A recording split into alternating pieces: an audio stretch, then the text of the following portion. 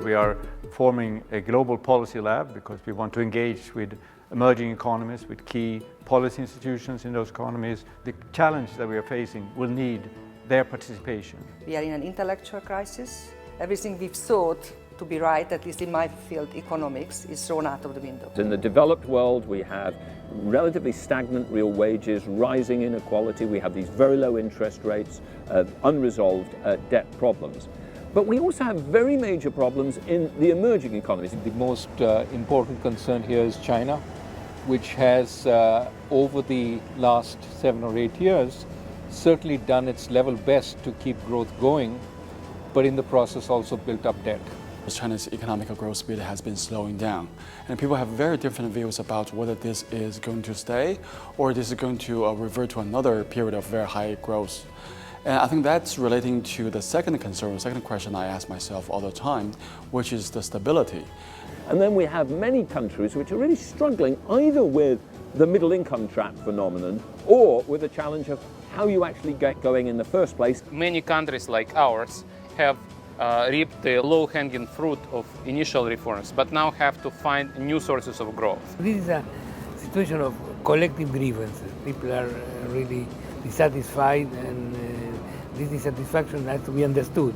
It's not equal everywhere. The West no longer has a monopoly on sort of ideas for how globalization should take shape. So G-POL is a way to connect, the synapses or the neurons, if you will, between the emerging markets as well as the West and those emerging markets. These emerging economies are very different.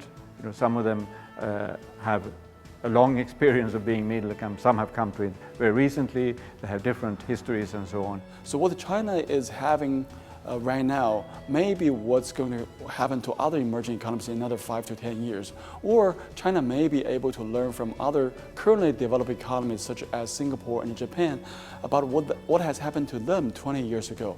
We often tend to think of how the West relates to the South, if you will, to the developing countries. But actually, one thing I'm experiencing very much in China is how countries like China are much more connected to other emerging markets now. Having them talk to each other, this peer-to-peer, is very critical to what we're trying to do.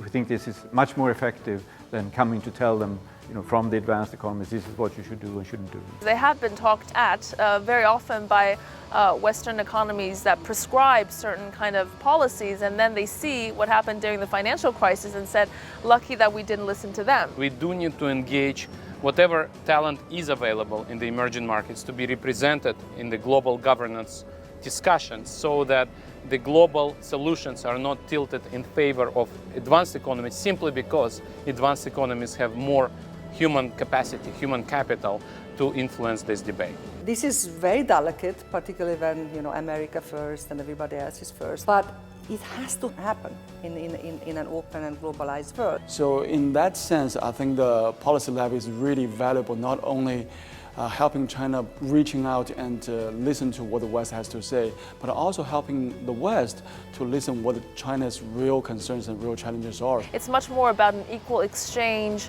and equal learning opportunities rather than making prescriptions. The Global Policy Lab, I think, will be very useful in fostering both research in the emerging markets, but also debate amongst emerging markets and with industrial countries, given its location in London. Of course, LSE is the place to do it. LSE has its very international faculty, it's even more international student body.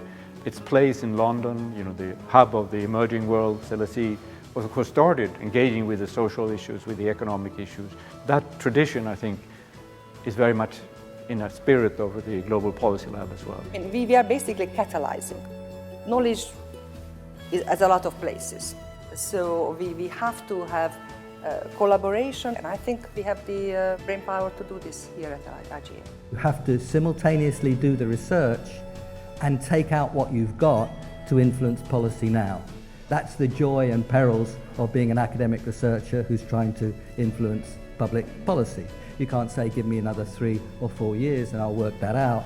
We already see significant links between INET and the Policy Lab. The Policy Lab's work, for instance, on the middle income trap is a constituent element with an INET initiative called the Global Economic Transformation Commission, which is trying to put together an understanding of the trends we're seeing in the advanced economies and the trends we're seeing in middle income countries. This was all started because there was this frustration among emerging economies that they could never really come with reasonable criticism of proposals that came before the G20, and they could never come with their own proposals. It's important that when they have discussions, they be prepared, both with the facts but also new ideas to set the agenda, so to speak, rather than always be passive consumers of the agenda. If we can be part of the first proposal going to the G20 that really emanates from the emerging world, that would be a dream.